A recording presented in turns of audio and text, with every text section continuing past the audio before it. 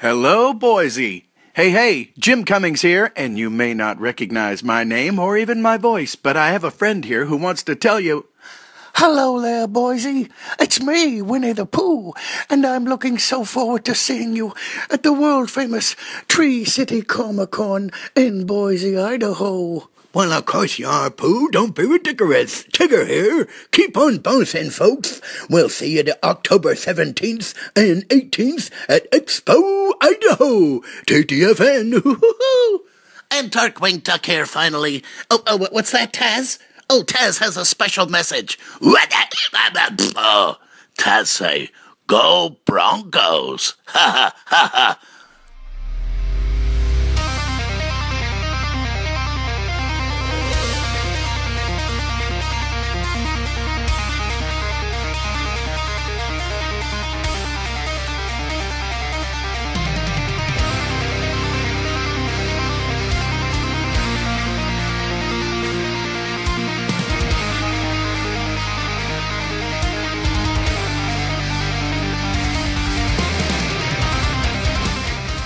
Welcome out to the Nerd Effect Podcast. We are on episode number 42. I am one of your hosts, Dustin Vancouver, joined by my buddies, Malcolm Morgan, Mason Ireland. Nikki can't be here today, but we do have a very special guest on the show today.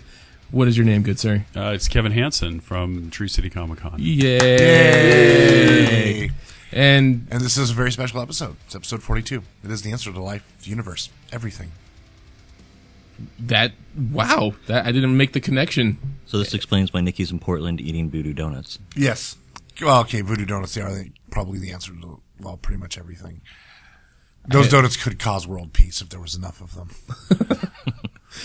It's funny, I have yet to try voodoo donuts at all. They're awesome. I had one with Tang on it. Tang? Tang. Yeah. Like powdered Tang? Yeah, Mm-hmm. It's awesome. Mm-hmm. Interesting. Yeah. And the chocolate devil's food cake donut with the chocolate frosty and the Cocoa Puffs on top. Mm-hmm. It's awesome. Chocolate is the best thing ever, Yeah. so. And then the... somebody brought the box home from voodoo donuts like a couple months back. Yeah. Yeah. And there was one in there that I saw with the Cocoa Puffs on it. I'm like, oh, I know who that's for.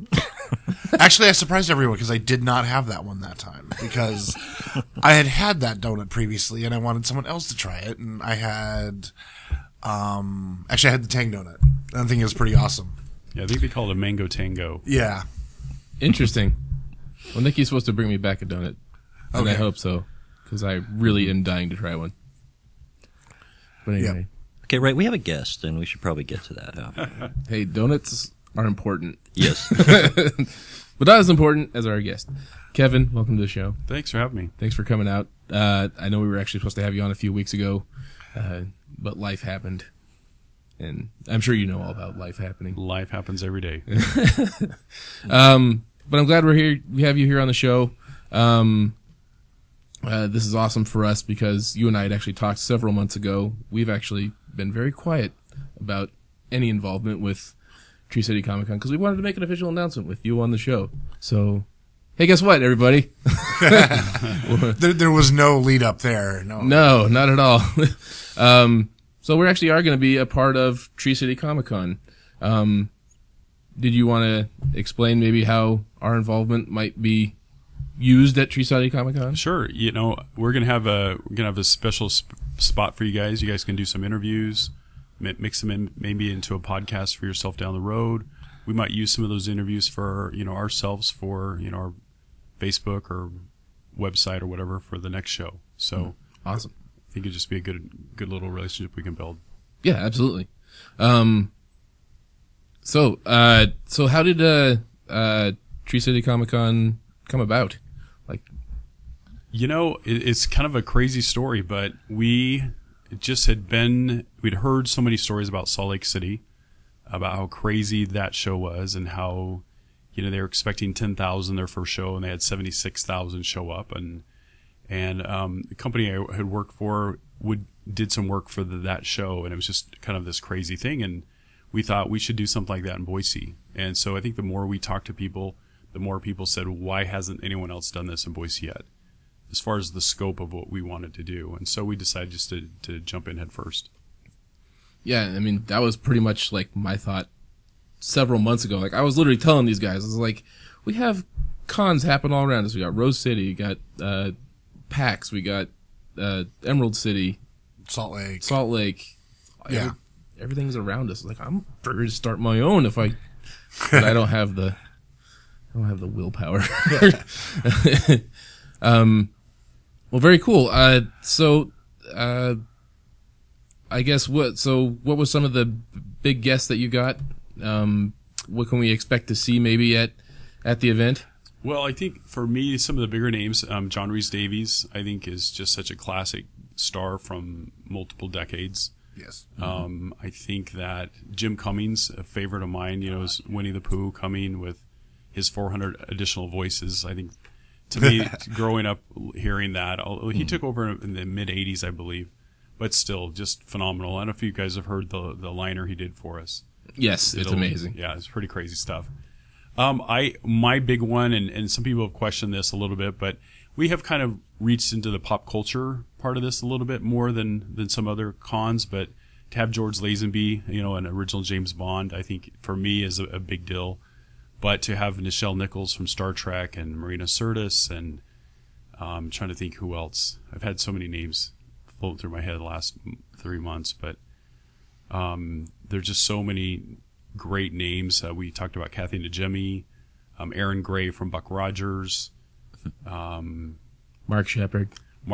Probably probably our biggest name. Sorry I forgot him, but how dare you? He's a Saturday only guest, so I think most people know that. But he shoots until Friday, and then we fly him in Friday. That's the only time he could come. So we'll take whatever we can get from you. So I think we've really got some more current people. We've got some Power Rangers coming, but then we got the old school. Addams Family's having their 50th reunion or anniversary this year. There was something, because when you and I initially talked, there was something special about the three of these guys being in the same spot. Right. There's two of them are from the original TV show, and then Carl Stryken, who's in the Addams Family movie. So it is the 50th anniversary of the TV show airing. So they brought us in three. Got three for the price of one kind of deal. Oh, very cool.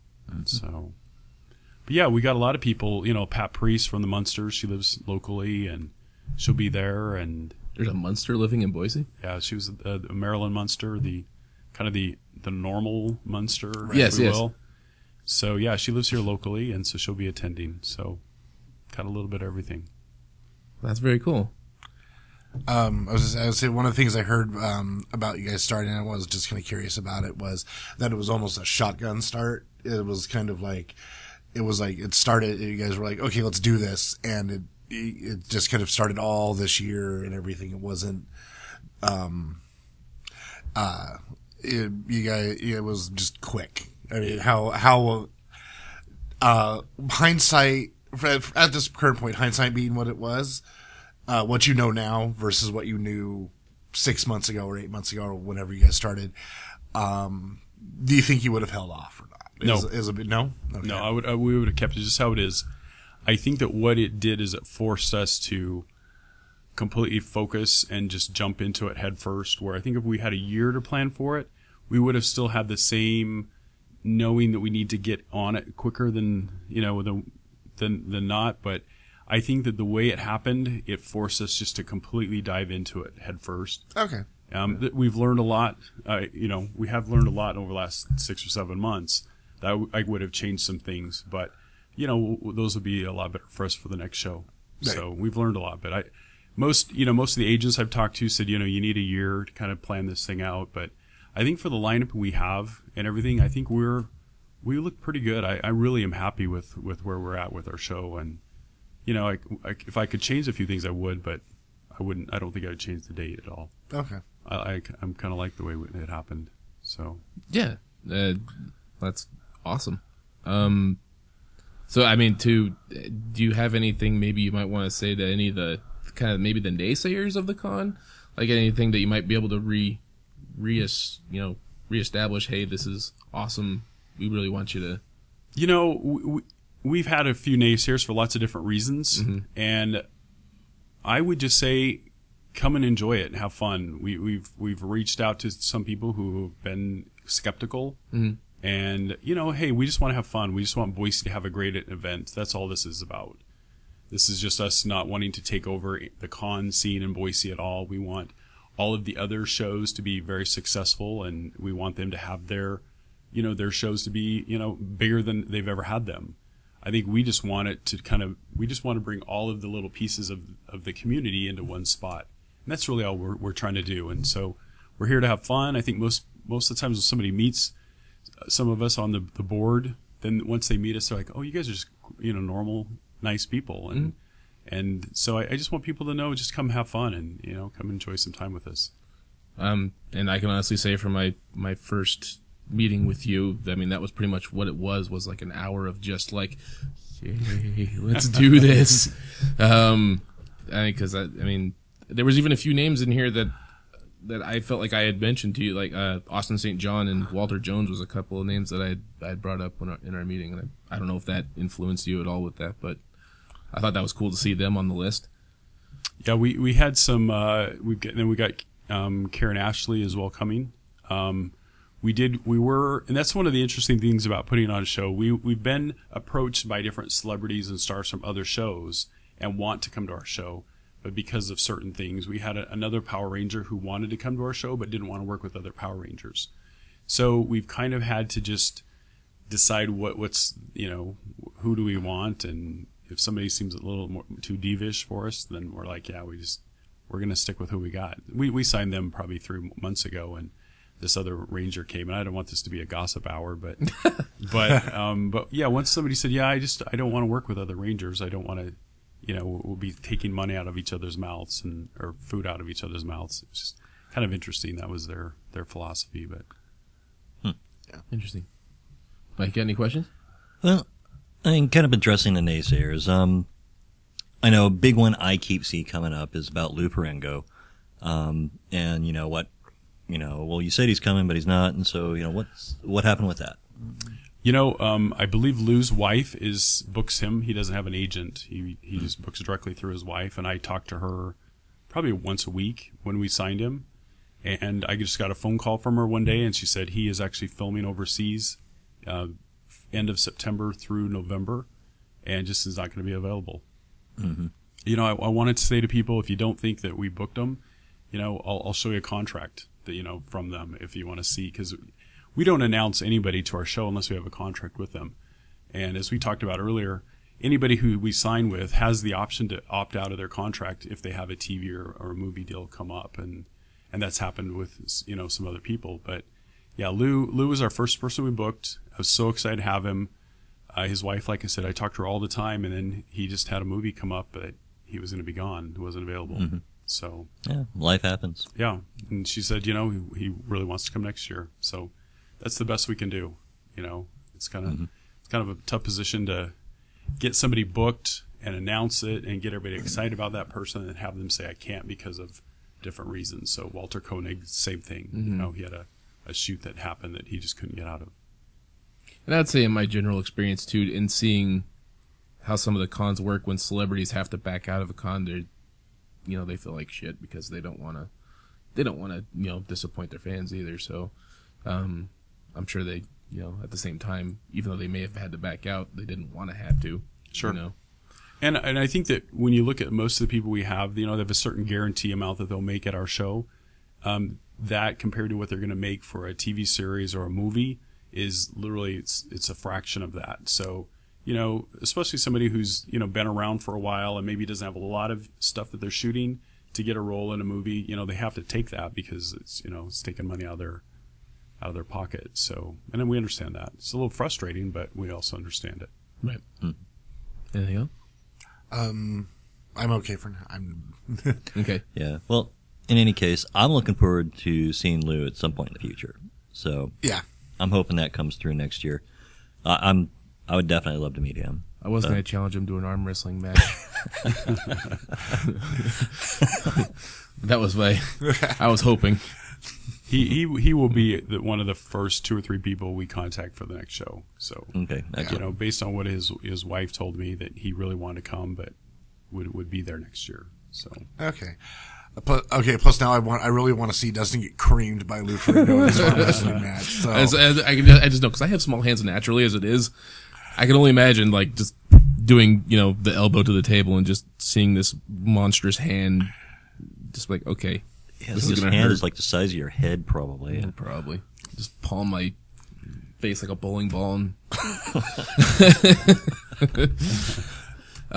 I don't know if it's too early to ask, but I mean, obviously you don't know how this year's going to pan out until it happens. But do you have any initial plans already set up for the oncoming year? We will have a show next year. Okay. We haven't decided what dates. I think we kind of want to keep it maybe where it is. It's kind of most of the con season has kind of started coming to a close. Mm-hmm. By the time we do ours, although there are shows we've lost people to shows in Australia and also Europe that we've asked for.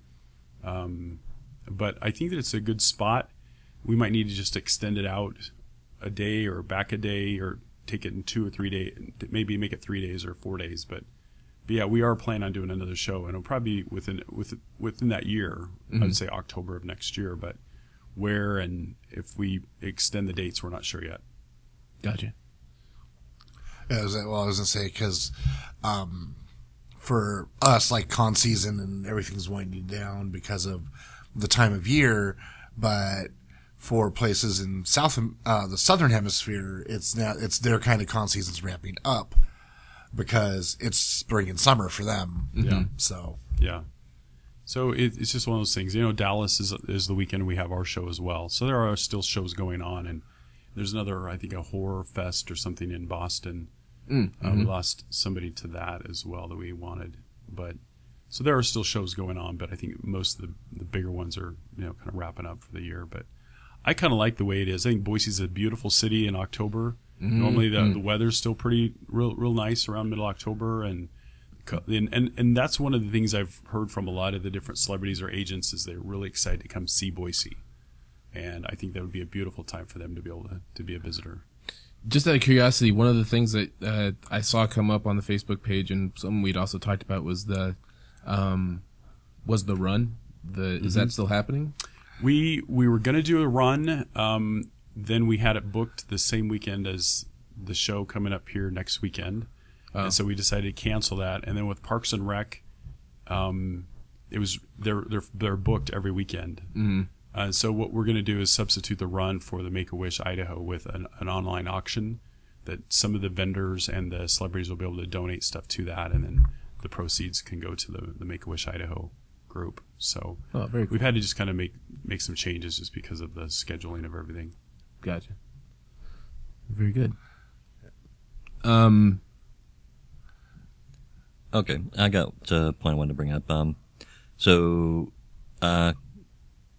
cosplay is not consent. What was your guys' ruling on that? I would say yes. We agree with that. That is handled by another person in our staff, but yeah, you're talking about there's no consent to touch or to grope or right. to make comments. Yeah, I completely agree. We've got quite a bit of training going on with security. We've got not only security staff that's provided by Expo Idaho through a security company, but also we have people that worked in law enforcement and other military that will also be doing some training just to make sure that nothing goes on there. If there's an issue there, they will be escorted out. We want this to be a safe place for everyone to come, including children and women, and be able to express yourself however you want to in the con world, and know that you can just come and people just appreciate the work you put into your outfit. So Excellent. Artists. Who do we have as far as artists coming down the pipeline? And you're talking about comic book artists. Comic book artists, or yeah, mostly I guess, because that's the primary theme, I guess. There is such a big list of those, and I'm not probably as familiar with some of those names, but I know like Jacob Bear is coming. We've got Ken Rosenlund and Ethan Eady coming. We've got a guy that did Looney Tunes and some Archie comics coming from back east. We've got a guy from Bongo Comics, does The Simpsons. And then we just got a whole variety of people, mostly from the Pacific Northwest, some guys that did some stuff with Marvel, also some Dark Horse guys. One of the things we're going to do this year, well, our first year, I guess I should say, some of the other shows that we've experienced, they put Artist Alley kind of back a ways into a corner or kind of in a cul-de-sac. We'll call it that. What we're doing is we're putting Artist Alley right behind the entry. So as people come into the show, they literally will have to walk through Artist Alley to get to the rest of the show. And I think that that's what we're trying to do for the comic book community, to get them exposure. A lot of local artists that maybe are trying to get to that level will be able to be seen by, everybody that comes to the show. So instead of having, Artist Alley back, it's literally right as you come in, get through the registration area, you'll go right through Artist Alley. Nice. And so I think that's one of the things we wanted to do to kind of show that we know how important the comic book community is here for this show. I was, on that note, like, one of the things, like, I had heard, that, I can't remember the name of the shop, but it's one of the shops down in San Diego that had been at San Diego Comic-Con since day one, since literally the first one, or like maybe 2 or 3, but, they had been there for many, many years. They announced after the 2014 San Diego Comic-Con that they weren't going to go anymore because, granted, San Diego Comic-Con's a different ball of wax from any of the others, but it had gotten to the point where it was too much about the mass media, and it had lost the comic book feel. And one of the things that happened at San Diego Comic-Con was that the Artist Alley, originally was pretty much the entirety of it when it started, but now it had been pushed. It got pushed back in the main hall and then off to the side, and then it was in a different room at the back, and it's in the parking lot, yeah, back behind the building. It's pretty much what happened. Yeah, selling art out of the trunk of their car. But they still have an Artist's Alley, but it's been so de-emphasized. It has literally become an alley. Yeah. It's so de-emphasized that, like, some of the comic book, I mean, granted, you get, they're doing, Arrow Season 3 and all this comic book related stuff, but, like, it's like almost like the comics are gone from it. So I'm really happy to hear that you're putting Artist Alley up front. So how Paperback Place and Captain Comics have they been responsive to the con, or? Yeah, we've had some mixed reaction from different people. Captain Comics will be there. I need to call them tomorrow and verify a few things with them, but he did leave a message with me yesterday. They were really interested in being at the show. Okay. I think that one of the things about the comic book community is if, to me, a con, you've got to be passionate to put one on. You can't just think about like a way to make money or, but we aren't experts in everything, and I'm certainly not a comic book expert. But one of the things I've noticed from other shows is they do everything that, like, even Walking Dead, I think, started out as a comic book. Yes. And so I think that people forget that's where it started. Right. And so you do have now, I know in Salt Lake and even in San Diego, they have the new premieres of different shows, or they have the new trailers for new movies, and it's all done there. But really the origins of all of this stuff is back in the comic books. Yeah. And I think that unfortunately is not as sexy and glamorous as, having, John Barrowman there or somebody from Walking Dead or something. It's right. It becomes a little less sexy. So it's, hey, you're needed, but you're the help, the cook that's in the back, making the food, but the chef gets on all the glory. But, I think it's very important, I think, for us to make sure that the comic book people in the community see that we really want them to grow and to get some exposure and let the fans here locally see what they can do. Because I think there's a lot of talent that you just don't know about, unless you get out. And I've been surprised.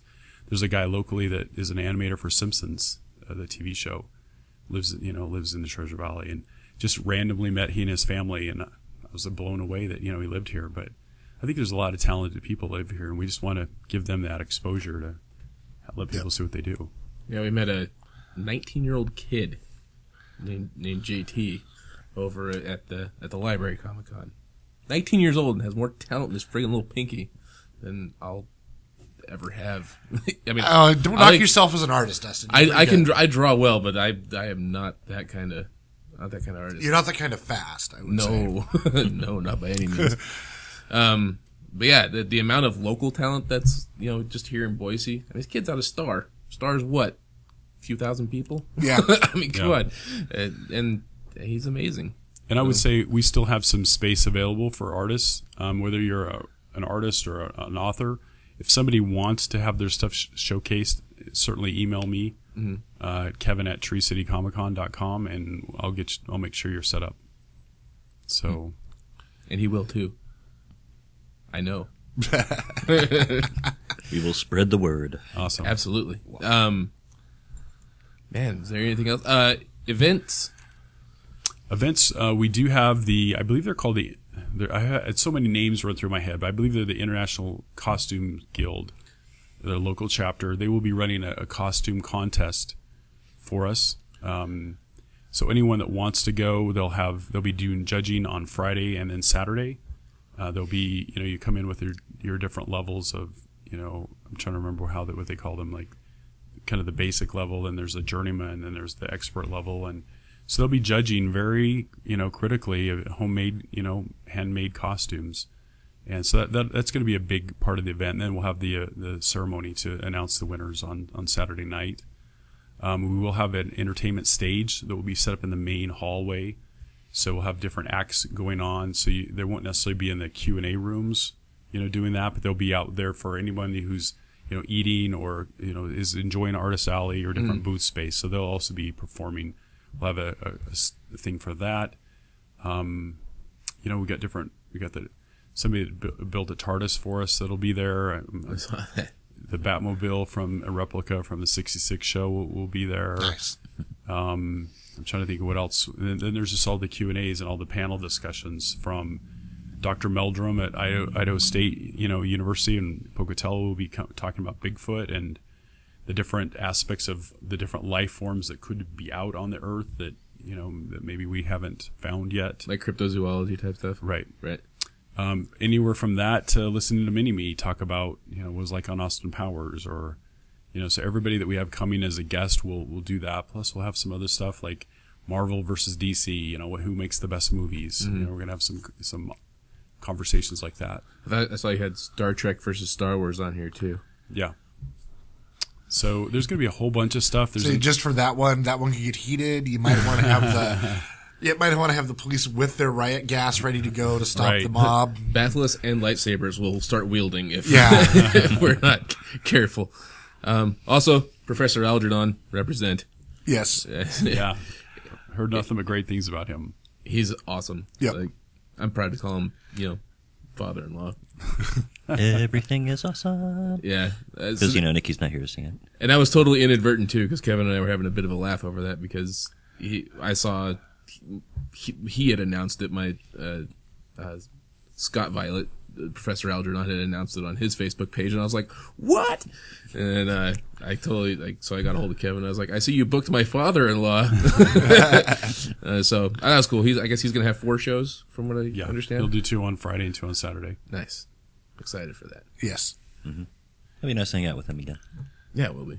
There's another panel, and I don't really understand it completely. I wasn't the one that booked this group, but they basically create like an apocalypse type scenario, and there's 3 groups of people, and it's actually more of an audience interaction where people. Oh, right. Okay. They decide who gets to win, and I guess it's a great fun, and I don't know enough about it, but we're gonna have some interactive stuff like that some of the fans can participate in as well. That's awesome, man.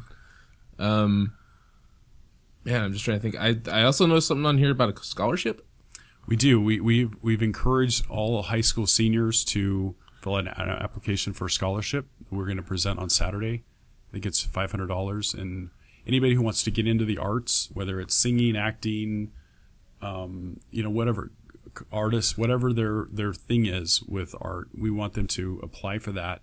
We've got 3 different celebrities who have agreed to review the applications we get, and they will pick the winner. So it will be kind of totally out of our hands. It's a random 3-person panel coming in that we'll forward those on to them in early October. So do you get a hold of the school district or like the individual high schools in town that? We've sent out information to them, plus we have the scholarship application. So any high school seniors that want to apply for this scholarship, please go to our website. They can download the application, mail it to us, email it to us, whatever. We'll get it on to the group that's going to be judging them. Where was this when I was in high school?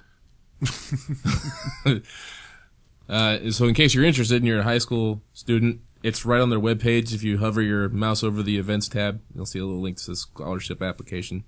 Go there. I highly recommend it. Bam.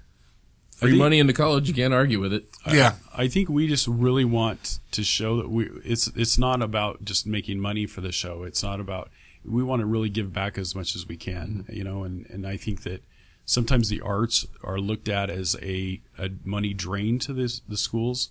You know, there's a lot of schools that don't have, you know, band anymore or art class anymore or acting or whatever they have. And we just want to encourage anyone that wants to get into that field.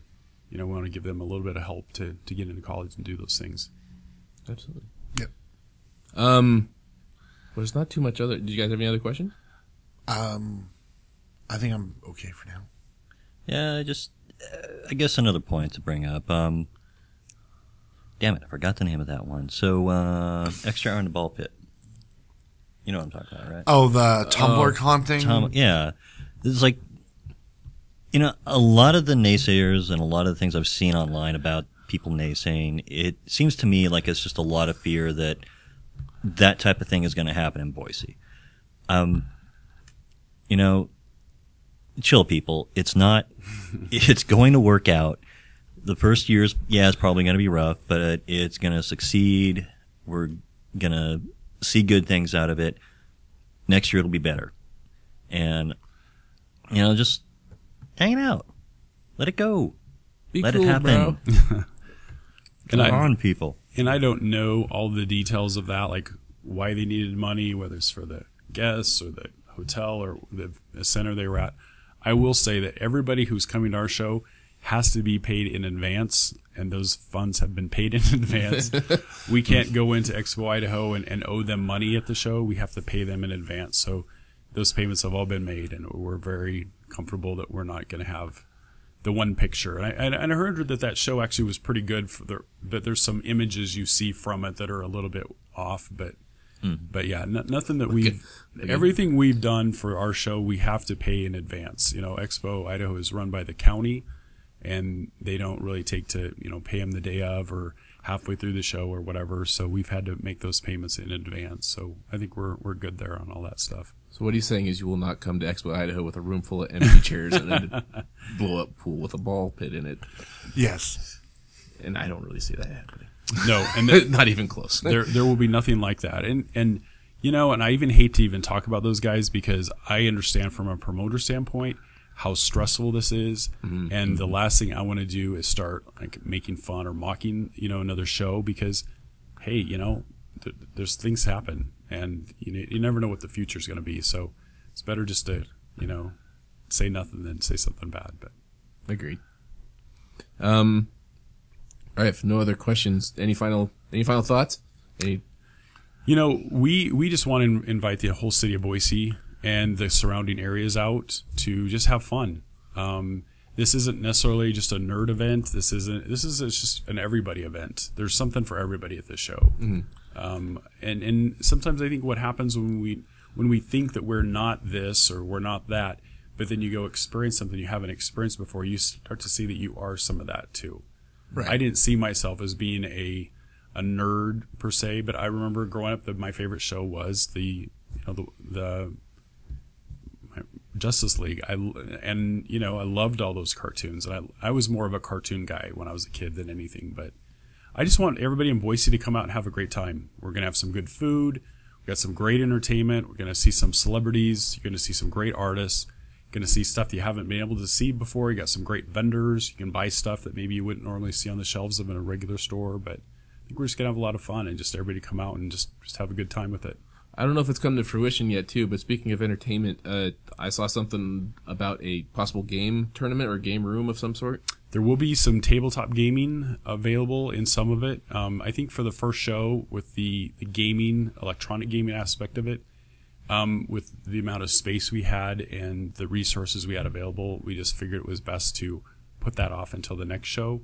But there will be a tabletop gaming section of the show available. Nice. Awesome. I know Mason will get on that. Yeah, of probably. course. I love my tabletop And games. Mike probably. Oh, yeah. Well, very good. All right. Well, I can't think of anything else. It just seems like we've Got it pretty well covered, I think. we covered that pretty well. Just bam, like there it is. And not to end on a negative note, but just so everybody knows that when you come to a show, the celebrities are there to sign autographs for a fee. And some people think that they buy their ticket, they come in, they can just get autographs from everybody. And that is not the case. You will get to listen to them for free, do their Q&A. You'll have lots of opportunities to kind of see them that way. But just be prepared, bring some extra money. And if you want an autograph for Mini-Me or from James Bond, just, know you're going to probably have to get in line and might take a little bit, but Respect the process. yeah. Respect the process. And Prices are online. Same process at any other con across the United States, people. Yeah. So yeah, just come have fun. That's all we're wanting. Just everybody come enjoy Boise.